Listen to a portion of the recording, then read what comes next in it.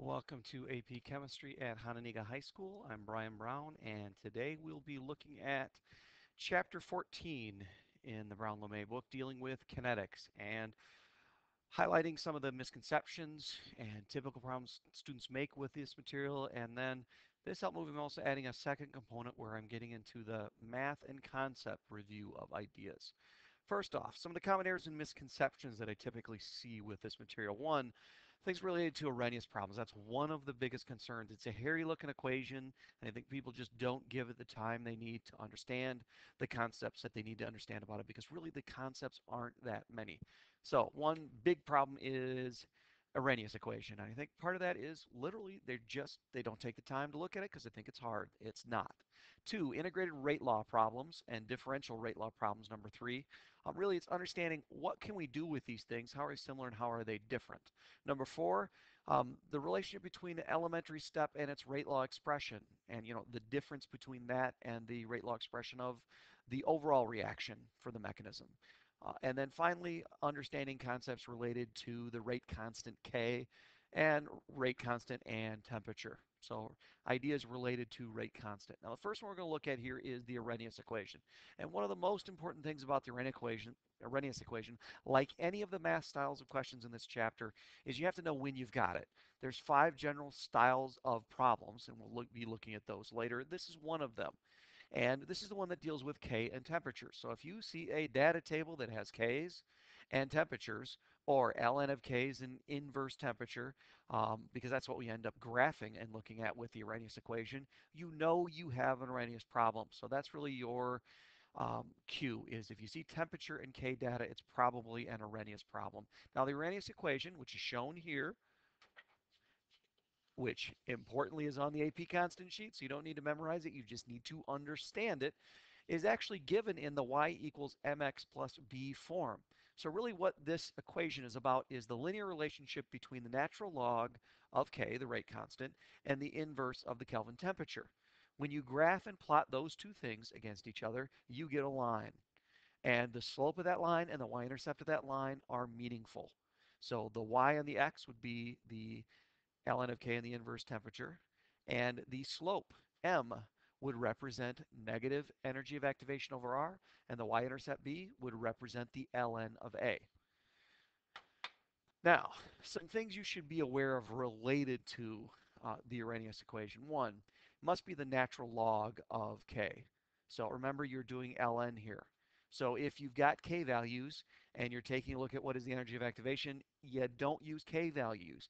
You need to look at the linear relationship between the ln of K and the inverse of the Kelvin temperature, which is the second one here. So if you're given K and temperature data, you need to make sure that you find out for each of those data points what their natural log is. And for that temperature, you really need inverse of the Kelvin temperature. So if it's Celsius, you got to convert to Kelvin and then take the reciprocal of it. So what you were really plotting here are these two values, not these two values. So the relationship is going to be linear. So if you have some data point sets of different Ks and different temperatures, so literally the K at different temperatures, K and temperature aren't good enough. You need to find out what the ln of K is and what the inverse of the Kelvin temperature is. And if you took any 2 points that would be on that line and did a change in y, change in x, you would calculate the slope. So you would find this value. Now, what do you do with the slope? Well, remember, one of our main goals of an Arrhenius problem is to get to energy of activation. That's what we're typically doing, is we're going to calculate the energy of activation, and that comes from the slope. Well, the relationship is the slope equals, so the slope, which is m, is going to equal negative E sub a over r. So if we know the slope and we know r, we have an equation with one unknown, we can solve for the energy of activation. That's the main use of the Arrhenius equation. The last issue related to this is we could also calculate what's known as the frequency factor A from the y-intercept. And we'll be talking more about the frequency factor in a different slide here. So we will come to that. But you need to understand, we can get A, which this really should be in italics A, from the y-intercept. So if we can plot this linear relationship and we can find the slope and the y-intercept of that line, we can find energy of activation and the frequency factor A. So biggest misconception, biggest problem people typically have for the test is they see it's Arrhenius or they are clueless at what it is and they just don't know what to do. It's a relatively simple relationship and two big points. Remember, ln of K, inverse Kelvin temperature, and the slope is negative E sub A over R. And remember, the R value we need to use is the one on the AP constant sheet with energy in it. So we're using the 8.31 per mole Kelvin. Second misconception is integrated rate law problems. And this is what we looked at day 3 of the chapter. Integrated rate law problems deal with concentration data and time. So if you see concentration time, it may well be integrated rate law. Remember, concentration time could also be average rate law. That's a different idea. So we've got a couple of different choices here. But if they're talking anything about order, the rate constant, our initial concentration, our concentration after some time t, or the time, or the, I should say, time at a certain concentration, or the half-life. We've got a bunch of different things that could be related. If you see its concentration time data and it's talking about any of those, then we are dealing with an integrated rate law problem and not an average rate.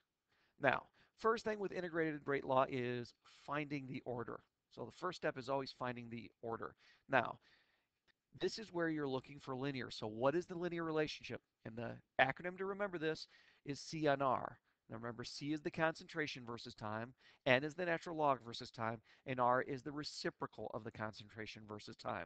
If you put it in that alphabetical order, that matches up to zero order, first order, and second order. Now, in many, many, many problems, they will come out by telling you the order. So they will flat out say it's zero order, first order, second order. Zero order is rare, so it's typically first or second. But they don't have to because they could give you 3 graphs and you could see, oh, the linear one was the natural log. So that means it's first order.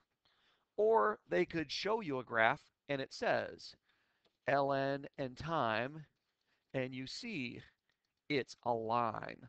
And it will always be a downhill line if it's first order. If you see that's the linear relationship, then you know it's first order. So they don't have to come out and tell you it's first order. They could show you all 3 situations and you could see the one is linear and go to 0 first or second. Or they could just show you one linear relationship and I would say, oh, ln of K versus time is linear. That means I've got to be first order. So first thing is establishing time, and that's really looking for your linear relationship. In a college type situation, here's where you would be getting out your graphing calculator or getting out Excel and plotting them and doing a linear regression with each of them and seeing what the R squared is. So that would be different from what you typically see on a AP test or on the AP test at the end of the year. Oops. Going back to where I was at, I need to move down here. So first thing would be finding order in an integrated rate law. Second was, if we know what the order is, finding other things. Because the equations that we get, if we know it's first, second, or zero order, the equations that implies, which come through integration, integrals, that's why it's the integrated rate law, can be used to solve for any one of these if I know the other. So really, if you know any of these or any 3 of these 4, you can solve for the fourth. But the key is you have to know which order. Now, K is one of the most common things to find. So I'm going to spend a little bit more time talking about K than the other things you could find. But remember, this is finding either K or the initial concentration, the final concentration, or concentration at time t, or the time. Any of those things can be calculated. First off, from the graph itself, if you know whether it's 0, first, or second order, the slope of that graph is related to k. Now, both 0 order and first order look like that. So the slope is actually the negative of the k. And second order, it's going to look like that because the slope would be the value of k. So from the graph, or from 2 points that are on any of those lines, you can use change in y over change in x to calculate what the slope is, and you can use that to get what the k is. So first off, there's a relationship between a k and the slope of those linear relationships. And remember, it's either given to you or you're told what's linear so you can figure out which of the 3 it is. You won't have to actually do calculations to determine using your graphic calculator which one is the linear relationship for my test or for the AP test. Now, If you know once it's zero first or second order, then you're going to get an equation. Now notice there's no zero order equation here. It exists and it was in your notes, but it's not on the AP constant sheet, which means I'm not going to make you do it on the test, and you're not going to see it in an FRQ question on the AP test. So if we know what the order is, that locks us into a very specific relationship between AT, A naught, K, and T. Now, these are the form in which you will see them on the AP constant sheet. Now, here is your MX part. So if we want to rearrange these to get a y equals mx plus b, this is our y. And once we move this over here, we're going to get our plus b. So we can alter these equations just a little bit if we really want to see the y equals mx plus t form of this, or either of these relationships. So that would be our y equals mx plus b form of that. And that's something you could easily generate. So what do these equations do for us? Well, what they really do for us more than anything else, besides establish, a y equals mx plus b form for getting useful information, typically what they're for is we've got an equation with four unknowns. If three of them are known, we can solve for any one of the fourth, as long as we know if it's this one or if it's that one, because that's going to lock us into a specific equation. So if they give us this and that, we can solve for that. Now, keep in mind what we're really solving for is the ln of A naught in this particular case. And that would be the ln of our initial concentration. Now, if we want to know what our initial concentration is, we need to get rid of this ln. And remember algebraically how you do that? Since it's ln, we would take e to the ln of A naught to get what our actual value of that initial concentration is. And we can solve for any of them. So we can solve for K, we can solve for T, or we can solve for either of our concentrations. We just have to know which order it is to know which equation we're going to use. Now, last thing that's related to this is the concept of half-life. Now, it is a mathematical application of this, and half-life is a way to sometimes dummy down the math a little bit to look at these in a simpler light. But the reality is, if it's a half-life type question, and you'll always know it because it'll say the word half-life in there. Once again, we have to be given the order, so we have to know which of these two equations we're going to be using, or technically the third, but you're not going to see that on my test or the AP test. Or once again, told what's linear, so we know which situation. Now, these are not on the AP constant sheet, but that doesn't mean you're not going to see them. Why? Because if you keep your head, it's not that hard to get from up here to down there. All you really have to recognize is at T 1/2, in other words, at half-life. So if our half-life was 12 minutes after the reaction started with our half-life time. If you think about what it means to be a half-life, it's the length of time it takes for half of it to disappear. You can do a simple substitution and go from that top equation to the bottom equation. So in this particular case, if we started with 2 as our concentration after a half-life, we're going to be down to 1. Now we've gotten rid of those numbers, and if we solve, that's where this equation actually comes from. So if you think about it, you are a quick 2-second substitution away from the bottom equations here if you take the time to think about what it really means to be a half-life. So don't let half-life problems throw you. They're not on the AP constant sheet, but you can get them if you pause and think. Plug in a 1 and 2 in the right place, and you're good to go. Now, next one is the differential rate law problems. Now, one of the big things that separates this from the last situation, because there's common terms. We got K, we've got order. Those are things we saw in the last situation. Well, starting point, when you have a differential rate law problem, you're going to have concentration and rate data, not time like we saw on the last one. So it's not concentration time, it's concentration rate. And in almost every case, what we're going to see is initial rate data. That's what it is almost exclusively. That just means the instantaneous rate at time 0. It's really not that big of a deal. This is concentration and rate data for multiple experiments. That's what your differential rate law problem comes down to. Now, what you're really trying to do here is to write the rate law expression.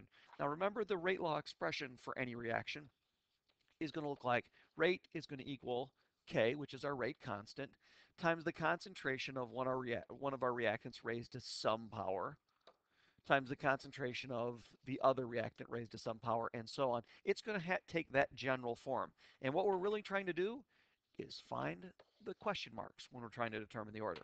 So the easiest way to do that is to choose two experiments where one concentration is constant and the other concentration is changing. So if I want to find out what the order for this reaction is with respect to NO, so what is NO's order? What I really want to do is pick a situation where Br2 is not changing. So if you look here, situation 1 and 2, NO is changing, but Br is not. It's constant.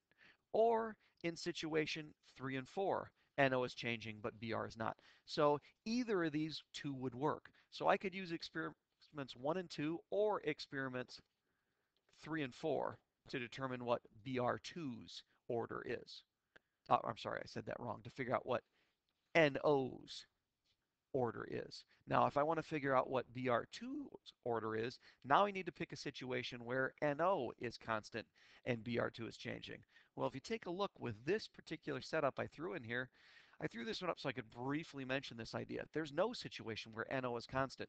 So what that tells me is I need to find this first. I've got to find NO's order because I have to account for how NO is going to affect the rate so I could figure out what BR2's rate is. So we've got two situations where we could figure out what's going on with BR2, um, but there's no easy way on the surface to figure out what's going on with NO. But there's no easy way on the surface to figure out what's going on with BR2. So what we really have to do is first solve for NO, and then we account for that in our change in rate and see what's left. So if this was first order with respect to NO, what that would fundamentally mean is if I double the concentration of NO, then I'm going to double the rate. That's what it means to be first order.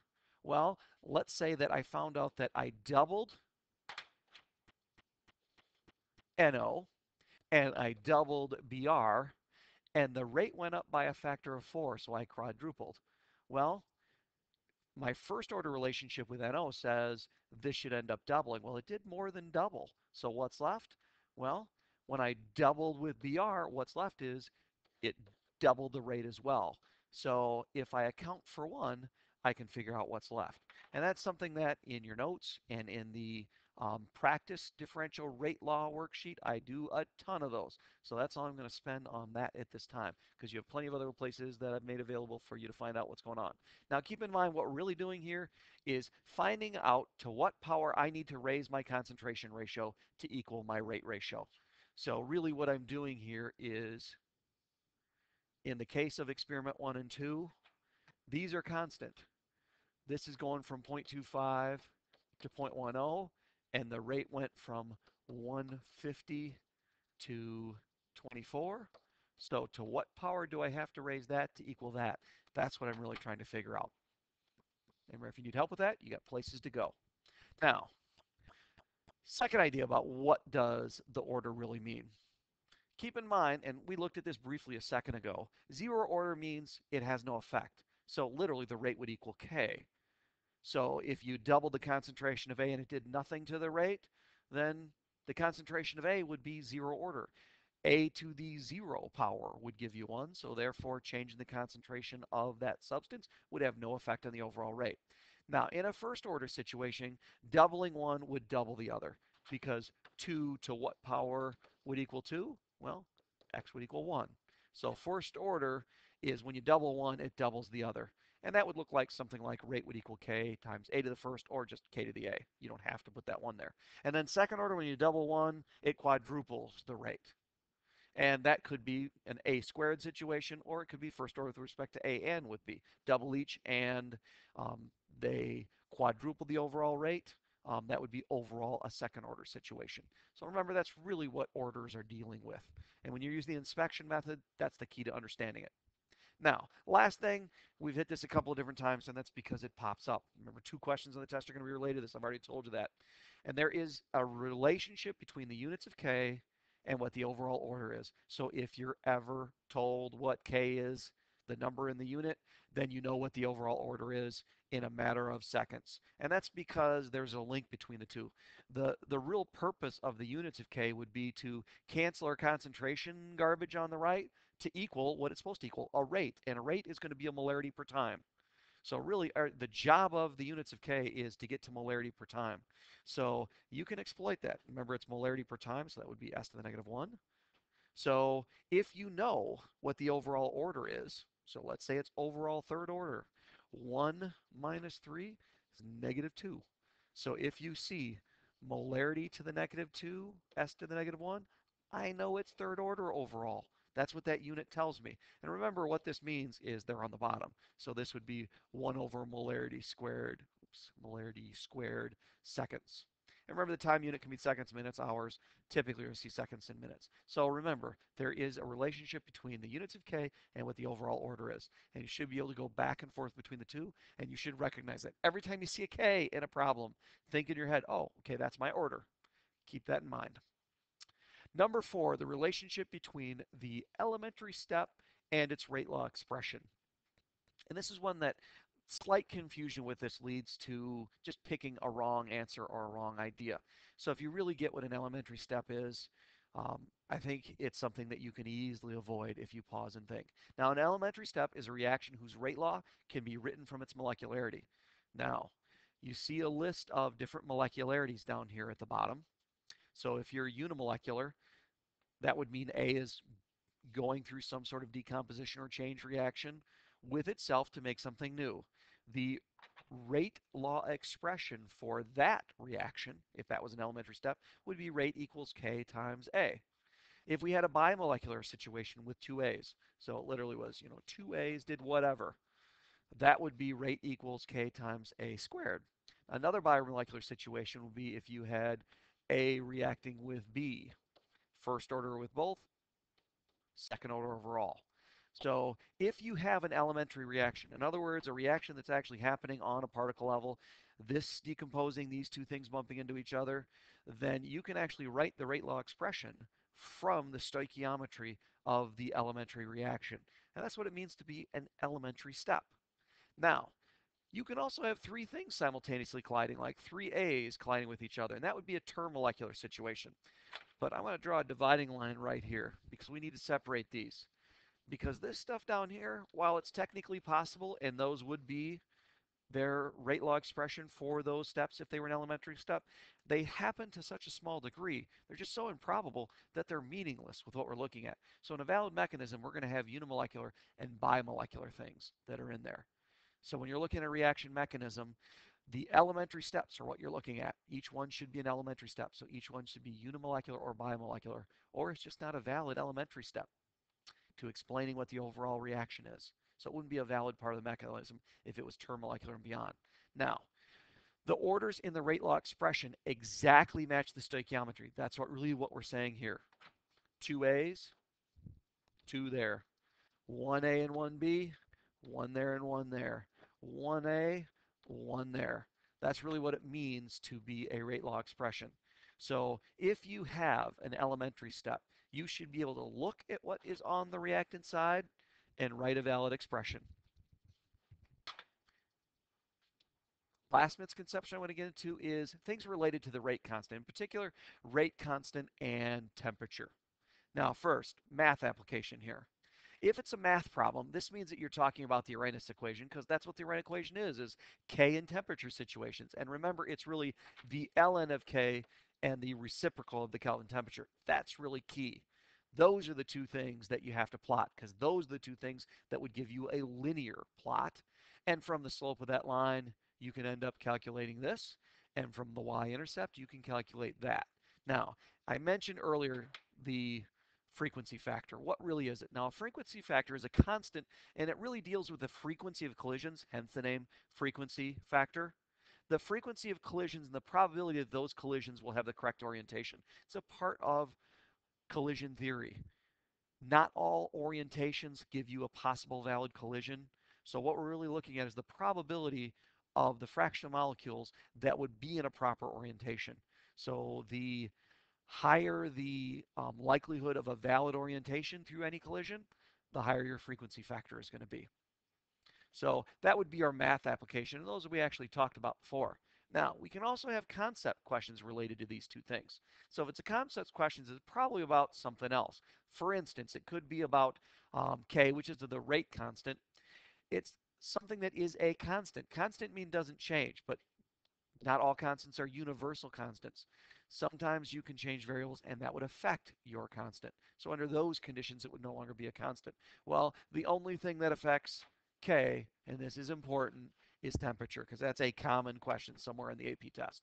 So the rate law constant is affected by temperature. Change the temperature, you change K. That's the whole point of the Arrhenius equation in the first place. So remember, K depends upon temperature. Now, at higher temperatures, that's going to mean a faster rate and therefore a larger K. So smaller or lower temperature, lower K. Now, other relationships that are a part of this idea, the larger the K value, the faster the rate is going to be. Remember, it's rate equals K times some other concentration garbage. So if the K is getting bigger, the rate is getting bigger. So the smaller the K, the slower the rate would be. So if you see, rates that are, 10 to the 6th, 10 to the 9th, 10 to the 20th, those are fast reactions. But if you see small K values, 10 to the negative 4th, 10 to the negative 5th, 10 to the negative 30th, those are very slow reactions. So the general relationship between the size of K and the rate. Another thing that you need to understand is the larger the E sub A, that means the slower the rate. Those two things are tied together. Big energy of activation, slower the reaction is going to be. And the larger the A, the faster the rate is going to be. So the more likely you're going to have more collisions with the right orientation, the faster the reaction should be. So those are some other relationships of K that you should understand. And that finishes our misconceptions part of the test help. And that brings us to the second portion. This is a new portion. I didn't do this with the first semester tests. Now, Chapter 14 has various math and concept questions. You really need to understand how those things are related. One of the most important things is the math stuff. Concept is not less important. We're going to talk about that too, but one of the places where people will just look at a problem and then skip it or guess is because they really didn't understand the math enough. There are 5 different types of math problems in this chapter. Day 1, we looked at average rates and stoichiometry. Average rate, you got an average rate problem when it's talking about concentration and time data, and it's asking what is the rate over this time frame. So change in concentration over change in time. That's an average rate. Different than an instantaneous rate. Now, if we can calculate an average rate of one with respect to one substance in an equation, we can find out what the rate is of the others using stoichiometry. That's the second thing we looked at. Day 2, we talked about differential rate law expression, and this was concentration and rate data. So different than concentration time. Got concentration time, it's going to be 1, it's not going to be 3. And there's a ton of things we can do with differential rate law, but pretty much always what you do first is you find the order and then you write the rate law expression, which is also called the rate law. And from there, we can do things like calculate K, which is often what you do second in an FRQ problem related to this, or third or fourth, depending on what else they ask before that. And then typically they will ask you to use that rate law expression. If they give you all but one of the variables, solve for the remaining, which means they could ask you to find a concentration, or they could ask you to find a rate. So there's a number of different things we can do here with differential rate law, but it all starts with taking concentration rate data for multiple experiments and determining the order and the rate law expression. Day 3, we looked at the integrated rate law, and this is concentration time data, and be careful. So is number 1. Both of these are concentration time data. So if you see that they're talking about order, then it's not going to be average rate as a problem, because integrated rate law would be concentration time, and we're dealing with the concept of order. That would not be in an average rate problem. And then the last day we looked at the Arrhenius equation, and that's K temperature data. Technically, it's the ln of K versus the inverse of the Kelvin temperature. And what we do with it is we find E sub A and we find A. We can also, I guess, plot out and use the graph to determine a K at a certain temperature or at a temperature a certain K, but those are much more rare. Those are all things we could do with the Arrhenius equation. Now, Key ideas related to those 5 math problems. One is knowing what you've got. So look at your data table, look at your data in the question. Very quickly, you need to be able to isolate which of the 5 is it. In an FRQ question, it may well be about many of them. My test, it's probably going to be about one. Second bullet, order is to what power one must raise the concentration ratio to equal the rate ratio. We're talking about a differential rate law situation here. That specific statement is how you determine what the orders are with respect to the different reactants. What does half-life mean about AT? We talked about this earlier.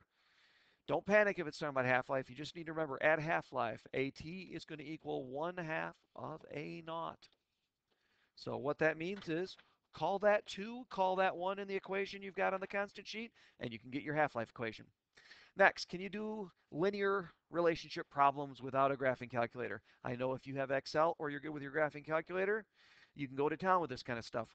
But what do we do if we don't have the graphing calculator? Well, remember, if it's a linear relationship and I have 2 ordered pairs that I know are on that line, we can do change in y over change in x to get the slope. So that's what I mean by can you do this stuff without a graphing calculator? Understand the idea. It's what we talk about in classes, hillbilly math. Next, what are the linear relationship problems? Well, there's a reason why some of these are black and some of these are red. 4 and 5 are really dealing with specific linear relationship situations. CNR is the acronym for remembering about integrated rate law.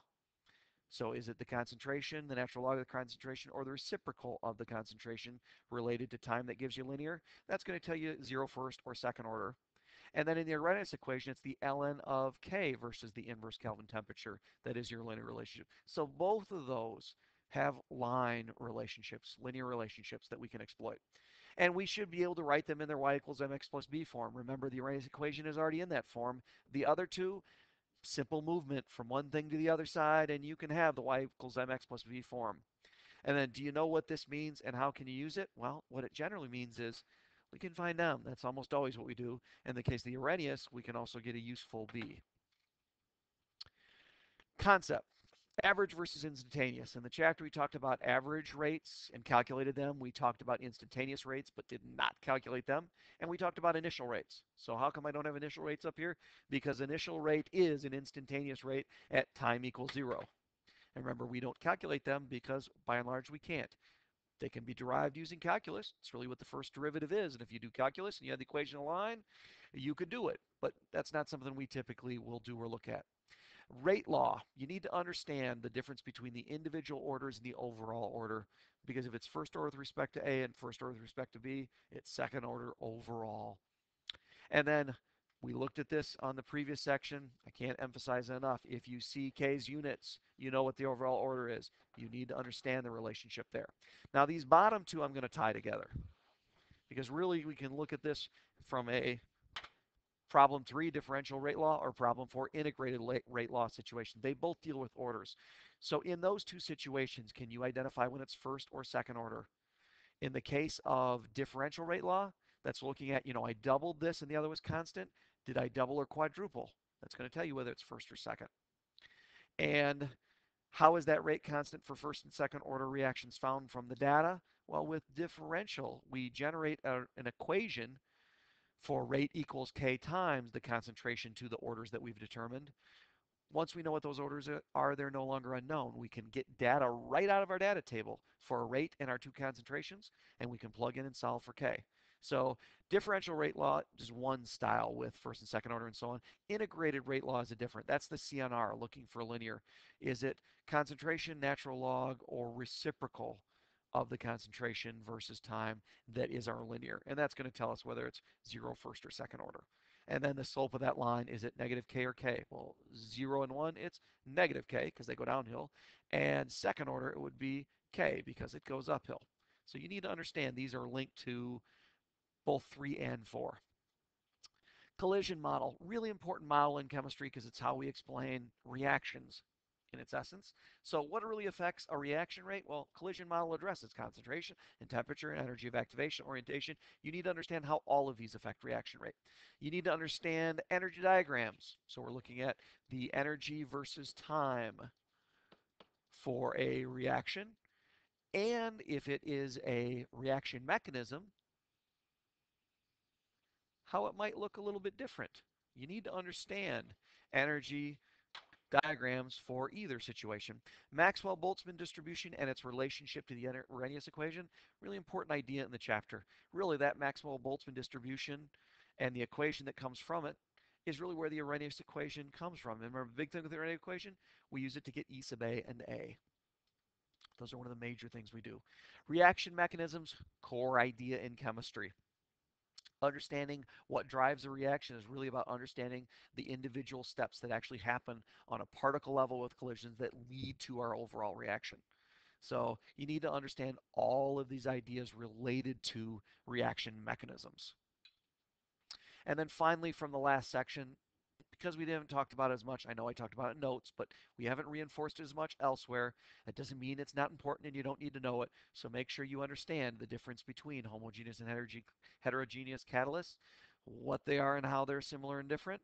And you need to understand some of the ideas related to biological catalysts called enzymes that we looked at. What is an activation site in a substrate and the whole lock and key model. You need to understand those things. And that ends our test help movie over chapter 14. Hopefully, this helps you get the grades you want to get.